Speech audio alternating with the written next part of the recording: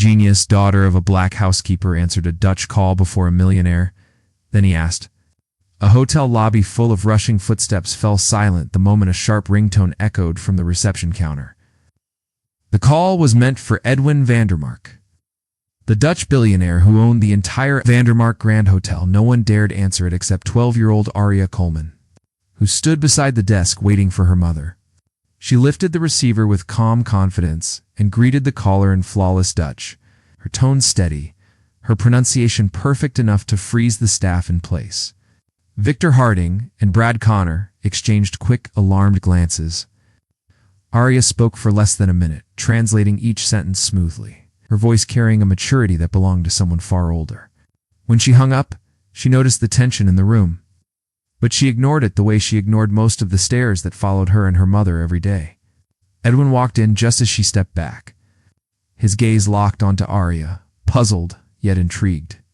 He asked how she knew the language, why she answered his private call, and why none of his trained staff had the courage to pick up the phone. Victor stiffened, Brad swallowed hard, and Aria felt something shift in the air. Something sharp, something dangerous. If Edwin looked closer, would he see the quiet fear on her mother's face? Would he notice the resentment Victor carried, the way Brad hid documents behind his clipboard? Aria had no idea what would happen next, but she felt the beginning of a storm forming around her, and she had just placed herself at the center of it. If stories like this speak to you, support the channel by liking the video and subscribing. Your support helps bring more powerful stories to life. Denise Coleman moved through the hotel corridors the same way she had for the last 12 years, quietly, efficiently, and invisibly. The Vandermark Grand Hotel sparkled on the outside, but behind the guest floors was a world held together by exhausted workers who were never meant to be seen. Denise scrubbed suites long after her shift ended, rearranged banquet halls without overtime pay, and washed uniforms until her wrists ached. Management praised her work ethic, but behind closed doors, they treated her like she was replaceable, a tool, something less than the staff in polished suits. Victor Harding made sure of that. He constantly reminded the cleaning crew that he could bring in 10 more of you tomorrow, a phrase he used only with black employees. Brad Connor backed him up with fake smiles and quiet threats, offering shifts or taking them away depending on who obeyed him without question. Most days, Denise swallowed her pride, took the insults, and prayed her daughter never absorbed the cruelty around them. But Aria saw everything. Every long night, every forced double shift, every time her mother came home with swollen fingers and tired red eyes. Aria sat beside her, absorbing every detail like a recorder that never stopped running. She spent her childhood in those hallways, surrounded by the smell of fresh linen and the sound of suppressed frustration. She saw how Victor looked through her mother as if she were furniture. She heard the way Brad spoke to the kitchen workers like they owed him gratitude for being allowed to work at all. Aria learned early that the world inside the hotel followed a very different set of rules than the world inside her textbooks. While other kids watched cartoons, Aria devoured books from the public library. Federal labor laws, introductory psychology, financial systems, case studies. She studied quietly in storage rooms while her mother finished extra shifts. She asked questions, hundreds of them, about why the hotel treated some employees well and others terribly. Denise always tried to shield her, but Aria had a way of noticing gaps no one else saw. The first time Aria realized something bigger was happening, she overheard 2 supervisors whispering about payroll numbers that did not match the actual staff list. She noticed time cards that had names of people she had never seen.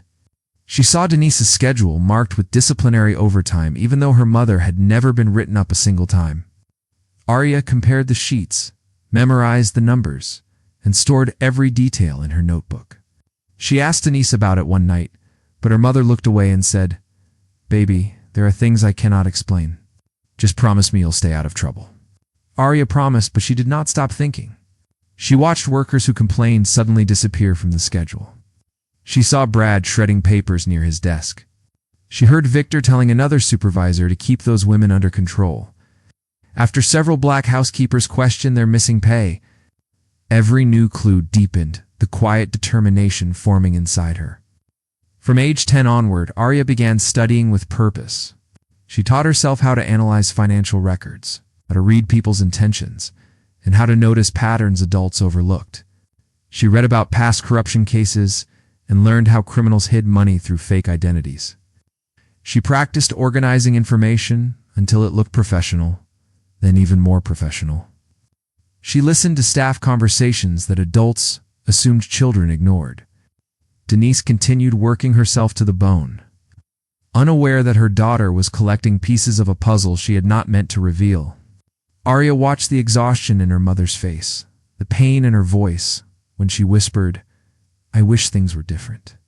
That sentence became the spark. Aria decided she would make things different. Every humiliation her mother endured became one more reason to dig deeper. Every missing paycheck for the laundry crew. Every dismissal of a hard-working staff member. Every whispered threat from management added another piece to the map forming inside her brilliant mind. Aria did not yet know exactly what the full picture would look like, but she knew one thing with absolute certainty. Power was built through information. And she was slowly, quietly collecting enough information to one day shift the entire balance of power inside the Vandermark Grand Hotel more than anyone, including Victor Harding, could ever imagine. Hidden corners of the hotel often felt like a second home to Aria, but she never expected one quiet afternoon to change everything. She had slipped into the staff office, the one near the service elevator, hoping to leave a small sandwich for her mother. Denise had skipped lunch again, and Aria hated seeing her work on an empty stomach. As she placed the sandwich on the desk, a stack of loose papers slid to the floor. When she bent to pick them up, her eyes froze on something that made her chest tighten. The sheets listed names, dozens of them. Some were marked paid overtime, others holiday bonus. Aria had lived in that hotel most of her life, and she knew almost every face. But these names belonged to people she had never seen, not once. Ghost employees, a term she had read only in crime case studies. She turned another page and found signatures that looked identical, as if written by the same hand and then scanned over and over again. Her heart thumped.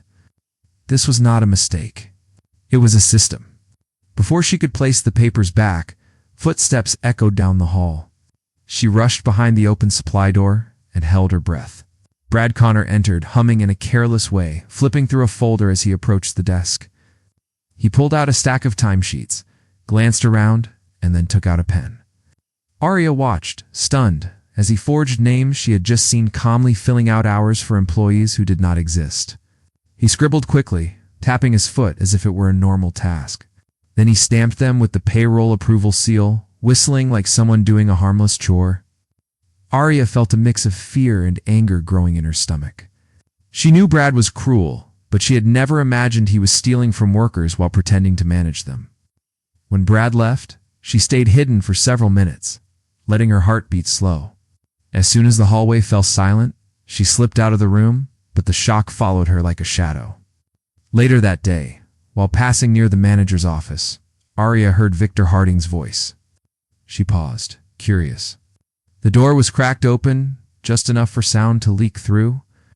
Victor spoke sharply. "You need to keep the numbers steady. If anyone notices the extra pay is going to empty lockers, we are finished." Brad answered nervously. "I handled the sheets. No one will check. They never do." Aria felt a cold chill. She pulled out her small recorder, the one she used to study language pronunciation, and pressed the button. Their voices flowed into the device. Victor's low threats, Brad's excuses, the details of how they hid money through fake staff members. It was control. It was theft. It was everything she suspected, now spoken clearly by the men running the hotel. Suddenly, Victor stopped speaking. Aria looked up and saw a shadow move near the doorway. Panic surged. She pressed herself against the wall, praying they did not open the door fully. Brad muttered something about needing coffee and walked out into the hall. His steps stopped inches away from her hiding place. Aria held her breath so tightly her chest hurt. After a tense moment, he continued walking. She waited until both men were gone before escaping down the corridor. That night, she sat on her small bed with the recorder in her hands. She played the clip back once, confirming every word. The danger was real now.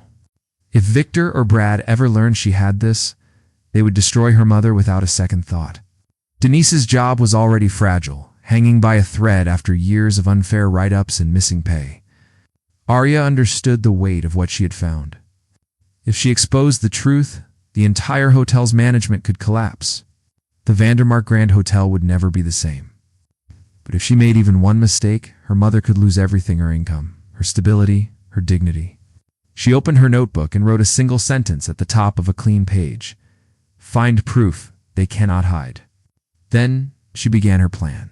She recorded shift changes, compared schedules with real workers, saved every receipt her mother brought home, and studied payroll patterns late into the night.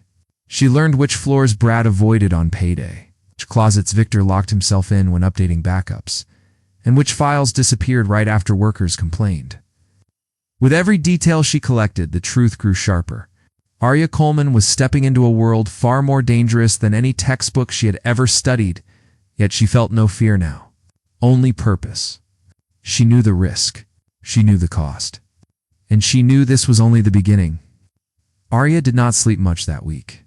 Every night after finishing her homework and checking on her mother, she opened her laptop and continued building what she now called her truth folder.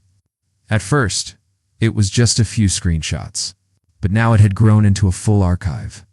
Bank transfers that did not make sense, voice recordings where Brad insulted workers, and hidden camera videos that showed Victor collecting envelopes late at night.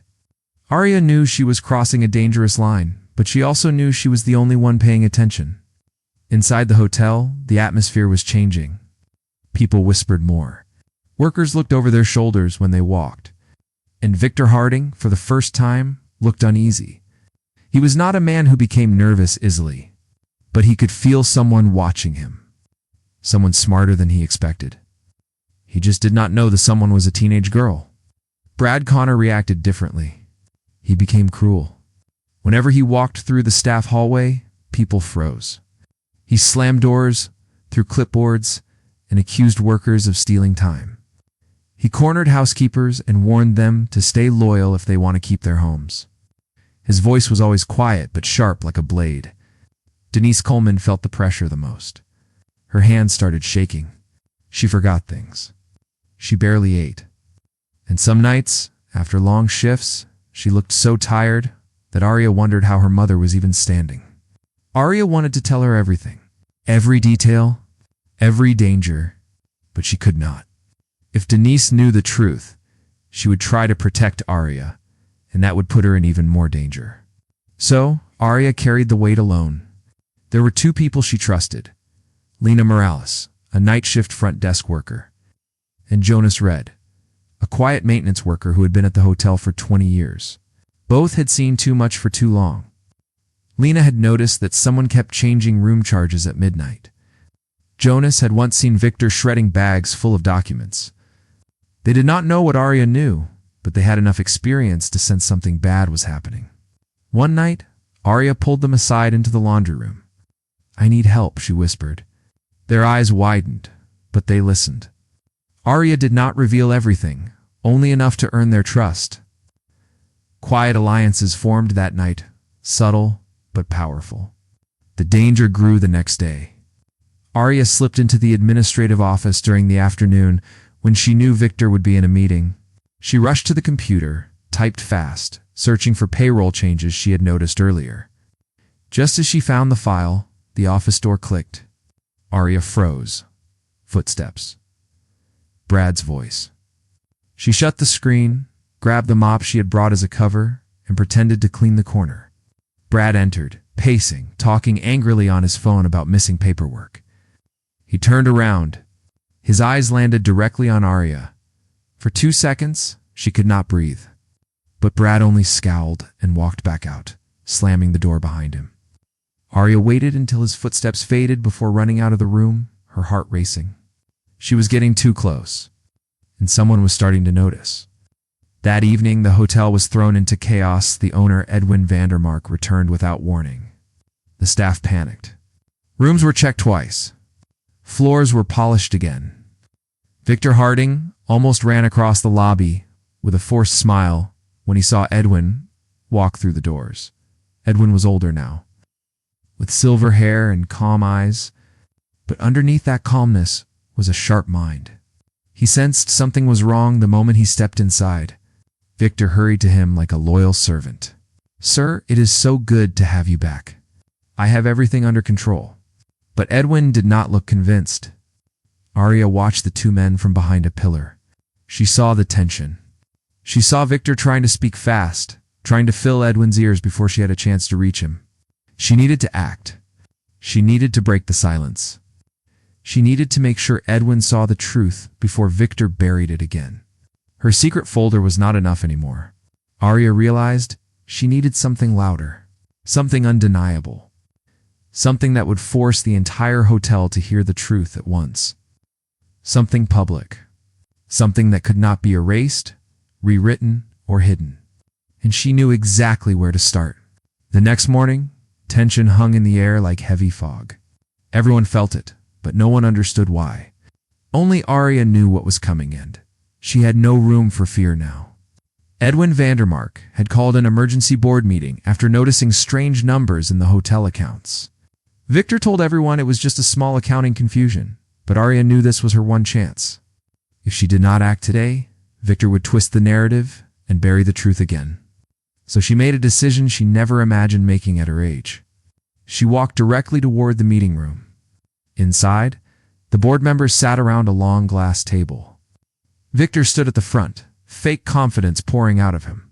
Brad hovered near the corner like a guard dog. Edwin sat in the center, silent, watching the room with a seriousness that made everyone nervous. The meeting had already started when the doors suddenly opened.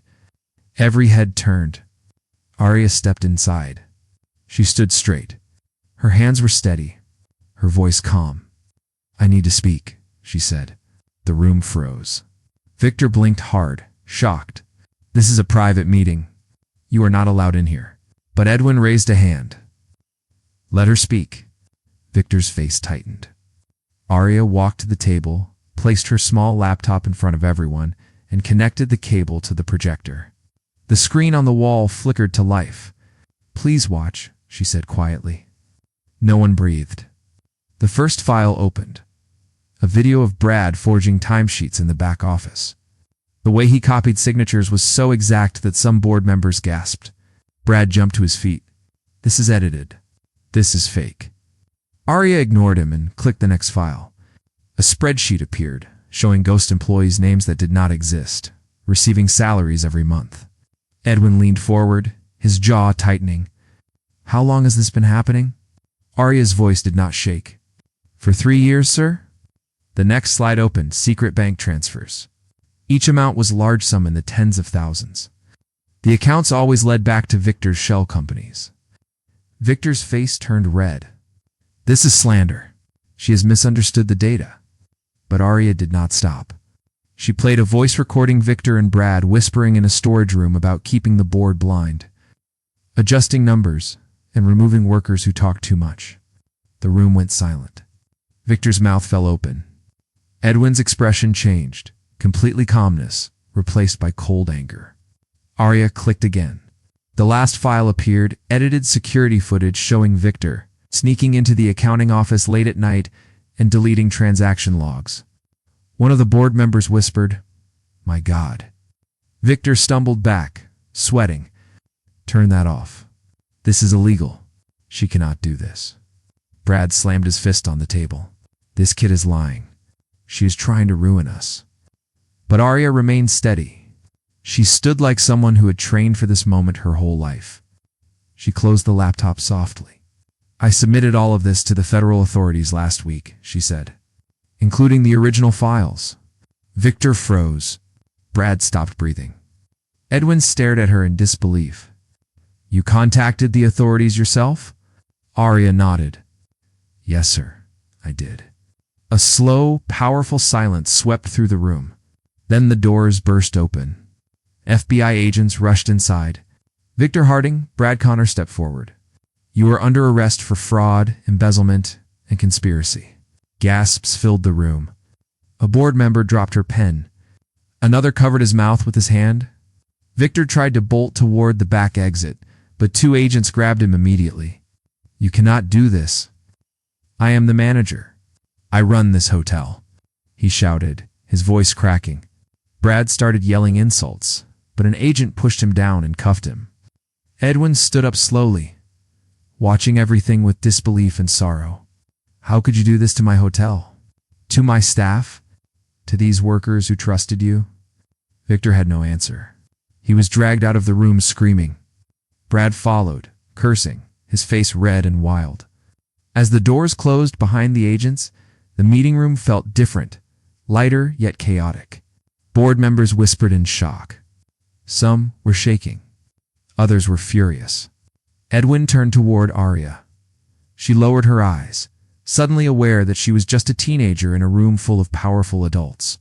But Edwin stepped closer. "You saved this hotel," he said softly, "and you did it with more courage than any adult in this building." Aria breathed out for the first time in what felt like hours. The truth was out. The hotel would never be the same. And neither would she. The hotel felt unusually quiet after the arrests. Workers stood in small groups, whispering about what had happened. Some looked scared, some looked relieved. But when Aria and Denise stepped out of the boardroom, every pair of eyes followed them. Edwin walked out behind them with a heavy expression. He asked the staff to gather in the main lobby. When everyone stood together, he took a breath and faced them with open regret. "I failed all of you," he said slowly. "I trusted the wrong men. I ignored your fears. I turned away when you needed me to listen. I am deeply sorry for everything you faced here." The staff looked stunned. No worker had ever heard the owner speak this honestly. Then Edwin turned toward Denise. "You carried this hotel on your shoulders, and I did not see it," he said. "From today onward, your role will reflect the respect you have always deserved." Denise's eyes filled with tears as he handed her a new contract, higher pay, full benefits, authority over housekeeping operations, and a schedule that protected her health. She had spent years working silently, suffering quietly, and now the weight finally lifted. Aria watched her mother press a hand to her chest, overwhelmed. For the first time in a long time, Denise stood tall without fear, shadowing her face. The workers began clapping softly. At first it was only 2 or 3 hands, then more joined. Soon the entire lobby filled with applause. Every sound carried gratitude toward Aria, though no one said her name out loud. They simply looked at her with warm, proud eyes. Aria lowered her head, shy but relieved. She had never wanted attention. She only wanted fairness for her mother and every worker who had been crushed by Victor and Brad's cruelty. By the end of the day, news cameras lined up outside the hotel. Reporters asked questions, workers shared their stories, and the truth spread far beyond the building's walls. People across the city learned about the 12-year-old girl who broke a powerful corruption scheme. Edwin called Aria into his office later. He spoke gently, almost fatherly. "I cannot change the past," he said, "but I can make sure your future is bright. Your education, your training, whatever you dream of, I will support it for as long as you need." Aria nodded softly, feeling something she had not felt in years: security. For Denise, it was the first full breath she had taken in a long time. For Aria, it was the beginning of a new path, one she had earned with courage beyond her age. Morning sunlight slipped through the tall windows of the Vandermark Grand Hotel, warming the polished floors that Denise Coleman had walked for years with her head lowered. But today was different. Aria watched her mother move through the hallway with calm dignity, greeting workers who now looked at her with respect instead of pity. There was pride in Denise's posture, a quiet strength that had always been there, now finally seen. In the distance, the hotel screens displayed a news update. Victor Harding and Brad Connor had been denied bail. Their confident smirks were gone, replaced by the pale, stunned faces of men who finally understood the weight of justice. They had built their power on fear, but it had collapsed under the truth collected by a 12-year-old girl who simply refused to stay silent. Aria stood near the lobby balcony, hands resting on the railing, eyes thoughtful. She knew she was not a hero or a detective or anything grand. She was just a girl who believed that wrong things should not stay hidden. Knowledge had become her shield, her voice, her weapon, and it changed everything. Denise looked up at her, smiling softly, and Aria felt a gentle warmth in her chest. The world still carried prejudice and unfairness, but courage could still rise in the smallest places in hotel hallways. In tired hearts, in the mind of a girl who studied while everyone slept. As Aria walked down the steps to meet her mother, a quiet hope filled the space between them. Stories like theirs deserve to be heard, remembered, and shared. If you wish for more stories of strength and truth, your support helps them continue so. A small gesture like liking the video or subscribing keeps these voices alive.